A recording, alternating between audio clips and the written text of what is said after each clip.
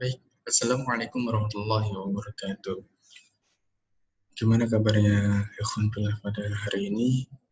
Mudah-mudahan dimudahkan oleh Allah Subhanahu wa taala dan puasanya diberkati oleh Allah Subhanahu wa taala dan dilancarkan. Baik, eh, pertama-tama marilah sama-sama kita panjatkan atas hadirat Allah Subhanahu wa taala yang mana oleh Allah yang masih memberikan kita kenikmatan iman dan kenikmatan Islam, kenikmatan sehat badan dan sehat pikiran, sehingga walaupun dengan situasi yang ada pada saat ini, kita semua masih dapat berkumpul dalam majelis online yang insya Allah dimuliakan oleh Allah Subhanahu wa taala ini. Kemudian salawat bernada dan salam tak lupa kita sering sajikan atas kehadiran Nabi Muhammad sallallahu alaihi wasallam yang mana oleh beliau yang mudah-mudahan kita semua dapat mendapatkan syafaat dari beliau di akhirat kelak nanti. Baik, ikhwan fillah yang dirahmati Allah Subhanahu wa taala.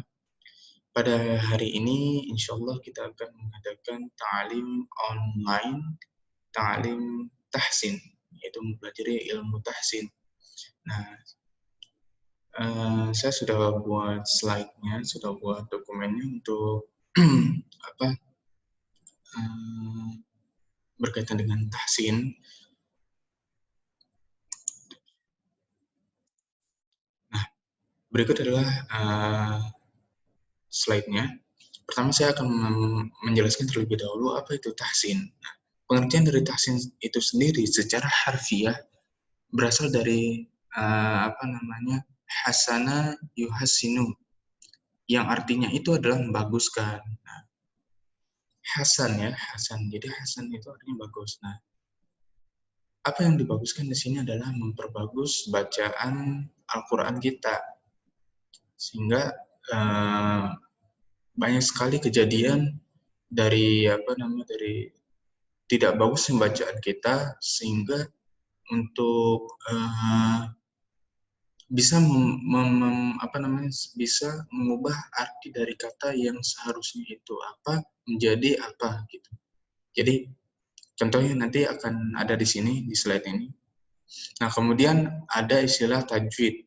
Tajwid itu berasal dari kata jawada yujawwidu, yang artinya adalah mengeluarkan setiap huruf hijaiyah sesuai tempat keluarnya. Atau yang sering mungkin ikhwan sekalian pernah mendengar, yaitu makharijul huruf, dengan memberikan hak dan mustahaknya. Jadi setiap huruf itu mempunyai hak dan sifat-sifatnya sendiri gitu. Setiap huruf hijaiyah ya. Baik, langsung saja selanjutnya. Nah, setiap huruf itu mempunyai hak ya. Hak huruf itu apa? Hak huruf itu adalah yang berkaitan dengan tempat keluar huruf dan sifat-sifat yang selalu menyertai huruf tersebut. Nah, seperti yang saya jelaskan tadi, contohnya seperti misalkan huruf H. Huruf H yang gendut gitu ya. Itu kan dia mempunyai tempat keluarnya itu dari kerongkongan ya, gitu, dari tenggorokan gitu. Jadi bukan H yang keluarnya itu dari dada. H besar ya biasanya, H kecil H besar biasa istilah orang kita mah. Nah, makanya setiap huruf itu mempunyai haknya. Dia keluar dari mana gitu. Nah, sedangkan mustahak adalah yang berkaitan dengan sifat. Nah, sifatnya itu yang tidak selalu menyertai huruf tersebut seperti ikhfa, idhar, tafkhim, dan ghunnah, dan lain sebagainya. Kemudian, apa sih tujuan dari tahsin atau tilawah ini?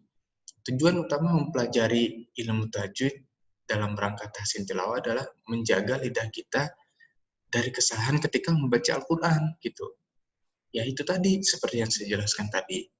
Nah, ketika membaca Al-Quran, ada yang misalkan salah dalam menuturkan katanya, ada salah panjang pendeknya, sehingga mengubah dari arti dari kata dalam Al-Quran itu tersebut.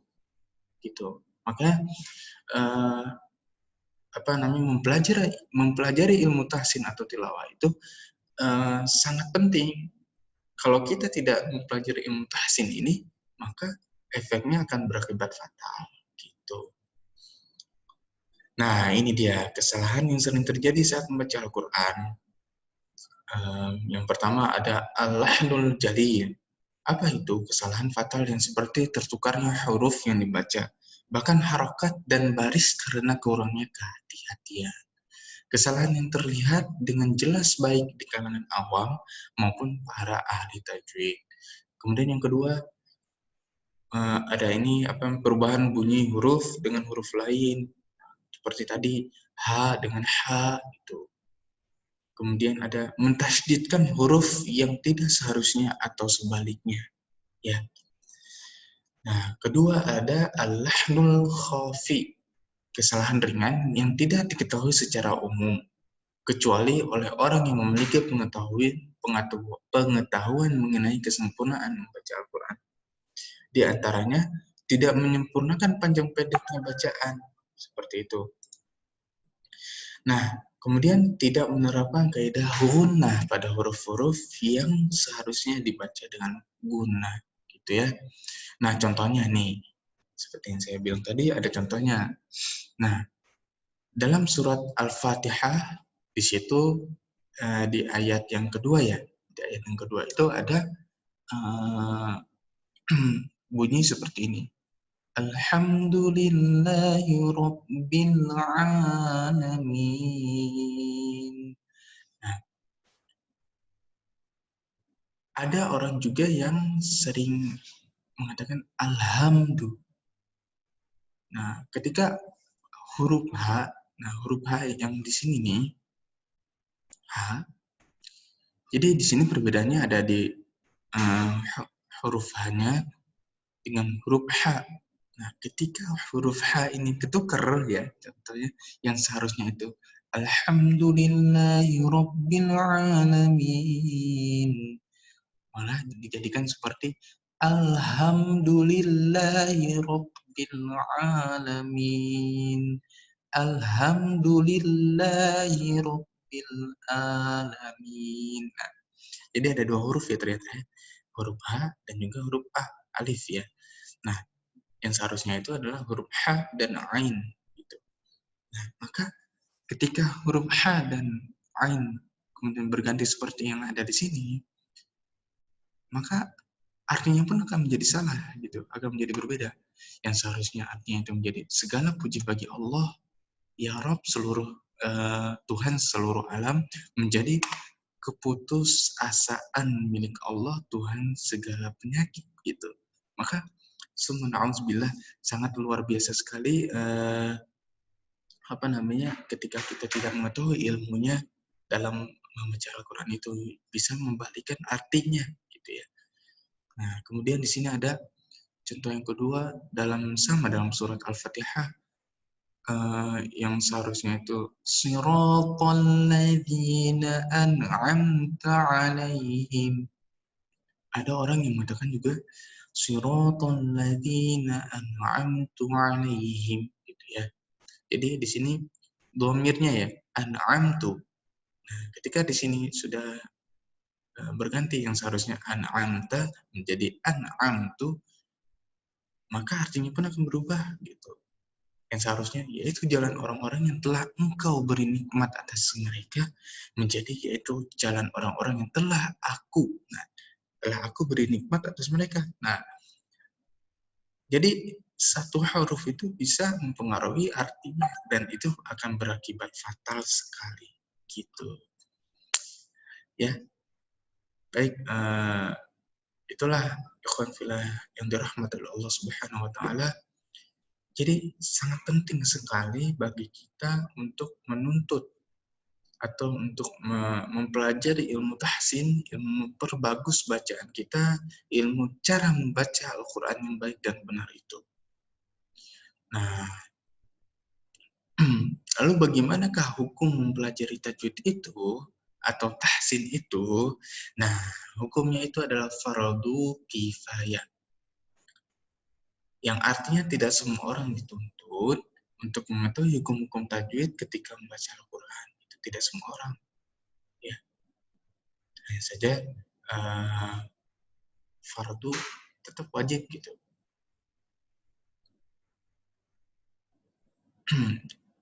Fardu kifayah kecuali orang-orang misalkan tidak mempunyai akal gitu, itu tidak diwajibkan. gitu ya. Kemudian fardu ain dalam mengamalkannya gitu. Jadi ketika kita sudah tahu bagaimana cara membacanya, berarti fardu ain, wajib hukumnya gitu. Dan kita udah tahu nih cara membaca Al-Qur'annya gitu ya. Ada cara yang baik dan benar gitu. Kemudian tidak kita amalkan dalam arti kita membaca Al-Quran dalam setiap harinya gitu ya. Nah, itu hukumnya maka dosa. Kita itu berdosa karena ketika kita sudah tahu bagaimana cara membaca Al-Quran dengan baik gitu, malah kita tidak mengamalkan, malah kita tidak membaca Al-Quran dengan setiap harinya gitu. Nah, itu justru akan berdosa bagi kita. Kita justru akan mendapatkan dosa. Nah, ini dia firman Allah dalam surat Al-Muzammil, warattilul Qur'ana tartila. Dan bacalah Al-Quran dengan tartil gitu, dengan bagus. Selain memerintah membaca Al-Quran dengan prinsip haqqa tilawah, yang membaca dengan sebenar-benar bacaan, sebagaimana diterangkan dalam surat Al-Baqarah ayat 121, merupakan refleksi keimanan terhadap kitabnya gitu. Jadi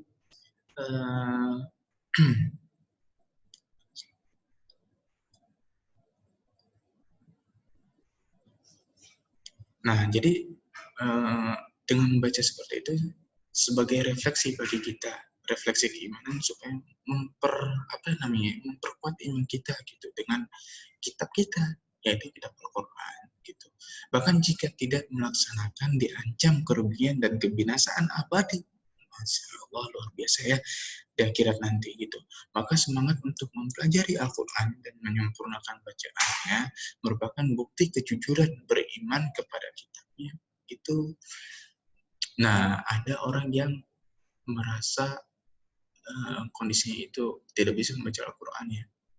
Jadi dia minder untuk tidak membaca Al-Quran. Justru itu yang salah. Seharusnya kita lakukan ketika kita tidak bisa membaca Al-Quran, yaitu adalah menuntutnya gitu. Justru dengan kita menuntut ilmu tersebut akan membuat kita akan lebih semangat gitu ya, semangat untuk membaca Al-Quran gitu. Nah, sekarang kita masuk nih dalam pembahasan selanjutnya. Seperti yang tadi sudah dijelaskan bahwa huruf itu mempunyai hak dan sifatnya sendiri gitu ya. Makharijul lisan gitu, atau makharijul huruf. Nah, ada ada yang keluar dari dua bibir, kemudian ada dari tenggorokan, kemudian ada yang dari lidah, kemudian ada dari rongga mulut, pangkal hidung gitu ya. Jadi huruf itu mempunyai sifat dan haknya gitu. Kita akan membahasnya sekarang ya. Yang pertama asy-syafatain gitu ya. Jadi dari dua bibir. Nah, dari dua bibir ini ya. Itu ada 4 huruf ya. Ada 4 huruf. Ada 4 huruf, yaitu yang pertama adalah huruf fa yang keluar dari dalam bibir yang bawah serta menepati dengan ujung gigi seri atas gitu. Nah, huruf fa ya. Jadi keluar dari dalam bibir yang bawah fa. Jadi pelafatannya seperti ini. Sebentar. Ya. Jadi posisi bibirnya itu fa.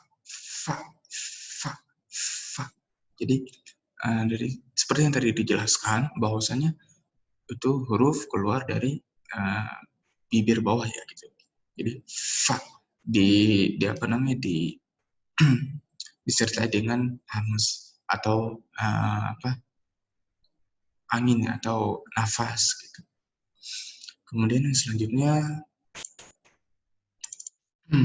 itu ada huruf waw, ba, dan mim. Nah, keluarnya itu di antara dua bibir, jadi atas dan bawah. Hanya saja untuk waw bibir membuka, sedangkan untuk ba dan mim bibir itu membungkam. Jadi nanti pelafatannya itu seperti ini. Wow. Jadi dari menutup, kemudian dibuka, ditutup lagi huruf waw ini. Wow, wow, wow, gitu ya. Kemudian huruf mim gitu ya. Mim, mim, jadi dari tutup, agak sedikit dibuka. Mim, mim, mim. Kemudian huruf ba, itu dibuka. Ba, ba, ba. Jadi ketiga huruf ini keluar dari tadi apa namanya dua bibir ya. Gitu. Oke, kita lanjut. Nah, kemudian yang kedua ada halaq ya. Halaq. Jadi tenggorokan. Dari tenggorokan itu sendiri ada 6 huruf. Ada 6 huruf. Yang pertama ada ashqal halqi, yaitu pangkal tenggorokan, yaitu hurufnya adalah hamzah dan ha. Jadi pelafatannya itu hamzah, a, dan ha. Kemudian ada wathul halqi, yaitu pertengahan tenggorokan. Nah, hurufnya itu apa aja? Hurufnya itu ada ha dan ain. Gitu ya. Dan kemudian ada nal halqi, ujung tenggorokan, yaitu huruf ghain dan kha. Ya.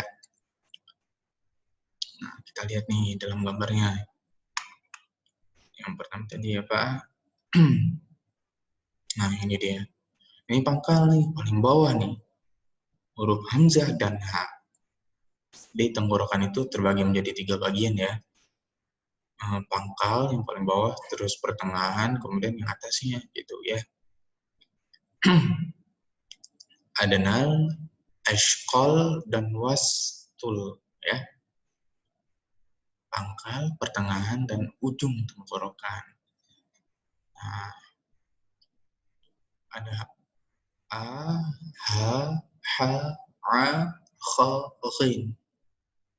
Jadi dari pangkal yang paling bawah, kemudian dari pertengahan dan ujung yang paling atas. Nah, pelafatan sendiri, pelafatannya itu sendiri itu seperti ini.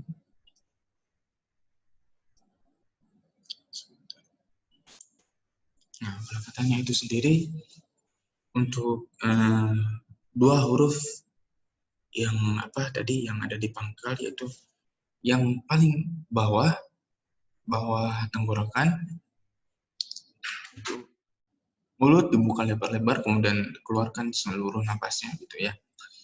A, a, a, ha, ha. Jadi jangan sungkan untuk mengeluarkannya. Jangan ada suatu hal pun yang tersumbat gitu ya. Jadi tidak ada yang tersumbat gitu. Jadi a, jadi mulut ini buka. A. Ada orang kan yang biasa itu mulut itu sengaja jadi apa, kelihatan lemes ataupun kelihatan tidak ikhlas untuk mengeluarkan huruf itu. Ada yang hanya justru itu akan mengurangi mengurangi kaidah ataupun faedah dalam membaca Al-Quran itu sendiri gitu. Nah, jadi tadi yang keluar dari tenggorokan atau halqi itu ada 3 ya. Yang pertama di tenggorokan paling bawah pangkal, yaitu hurufnya ada 2, ha dan hamzah. Kemudian di pertengahan itu ada 3 itu huruf apa aja? Nih, huruf ha dan ain gitu ya, ada dua, ha dan ain itu yang di pertengahan ya. Jadi pelafatannya seperti ini. Ha. Jadi seperti apa ya? Kalau misalkan ada selang, itu selangnya itu seperti di gamepad gitu ya. Jadi ha memang agak sedikit butuh waktu untuk mempelajari ini, butuh waktu untuk menyesuaikannya. Maka tutorial ataupun cara yang paling tepat untuk supaya cepat bisa itu adalah sering-sering mendengarkan murotal gitu ya. Dan kemudian dipraktekkan tiap hari itu. Jadi percuma kalau misalkan kita tidak praktekkan juga tidak bakalan bisa cepat gitu ya. Dan ain. Jadi semuanya itu keluar dari sini gitu. Nah, mungkin ini hanya gambaran kecilnya saja yang akan saya jelaskan pada pertemuan pertama ini, karena ini introduce dulu ya, perkenalan dulu gitu. Perkenalan tempat-tempat keluarnya dulu, baru nanti akan kita perjelas dalam setiap hurufnya itu sifat-sifatnya gitu ya.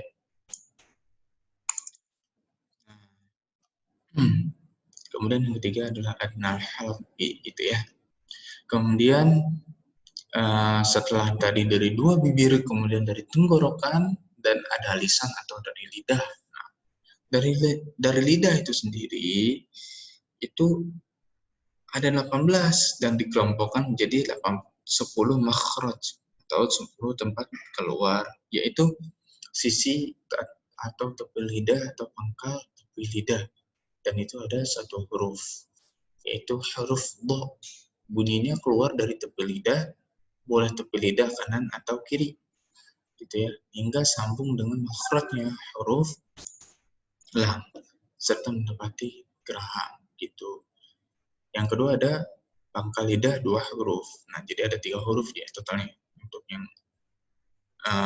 tepi lidah. Maaf.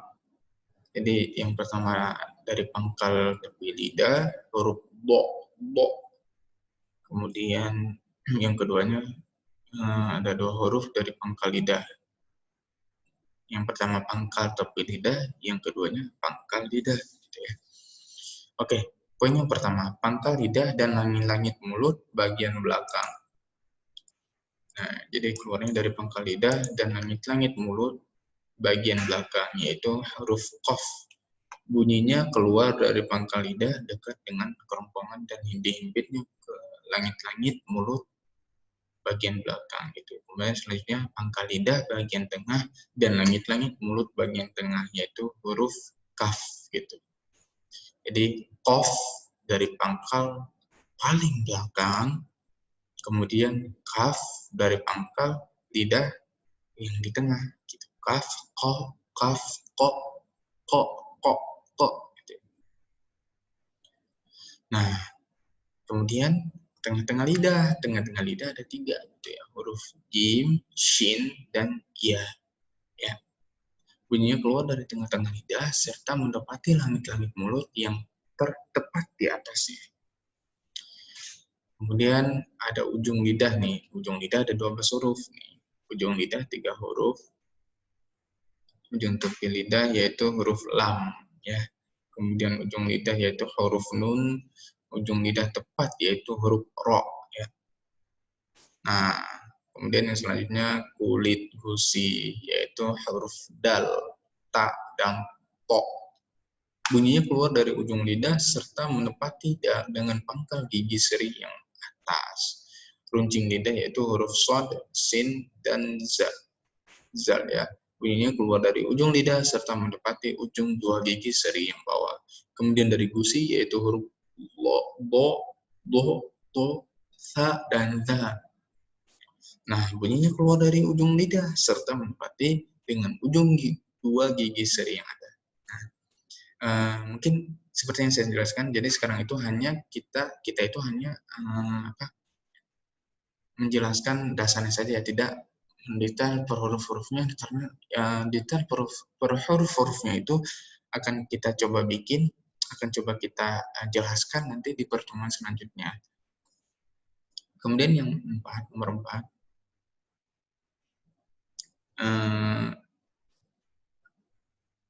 itu al-jaf, rongga mulut gitu. Huruf mulut yang keluar dari jauf yaitu alif, waw, dan ya. Kemudian yang kelima adalah al-khayshum, yaitu pangkal hidung. Walaupun huruf-hurufnya adalah huruf gunnah, mim dan nun gitu. Dengan ketentuan nun bertasydid dan mim bertasydid serta nun sukun yang dibaca itu bil gunnah, iqlab dan ikhfa hakiki. Kemudian mim sukun yang bertemu dengan mim atau ba. Nah, seperti itu ya. Nah, ini hanya gambaran gambaran singkatnya saja.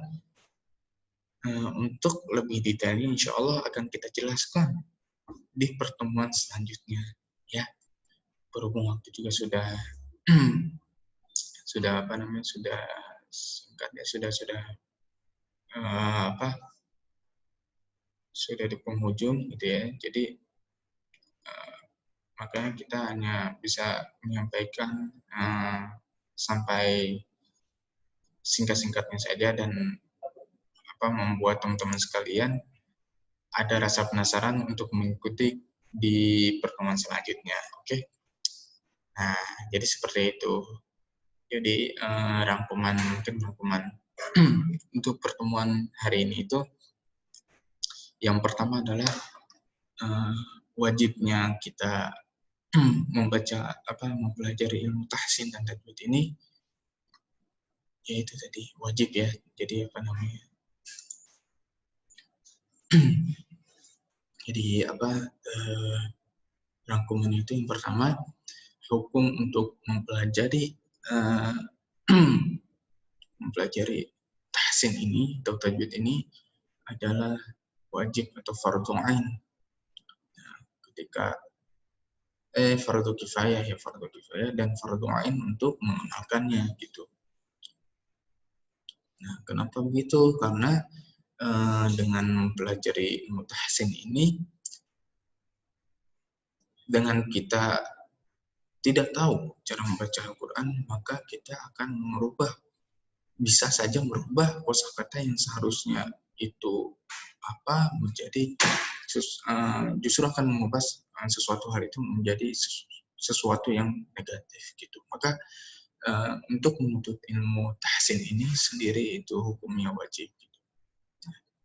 Mungkin hanya ini yang dapat saya sampaikan. Lebih dan kurangnya saya mohon maaf sekali dikarenakan waktunya sangat singkat, dikarenakan banyak ada beberapa hal yang mesti saya kerjakan. Jika ada pertanyaan silakan dipertanyakan atau ditanyakan di grup ya. Baik, syukran jazakallahu khair. Assalamualaikum warahmatullahi wabarakatuh.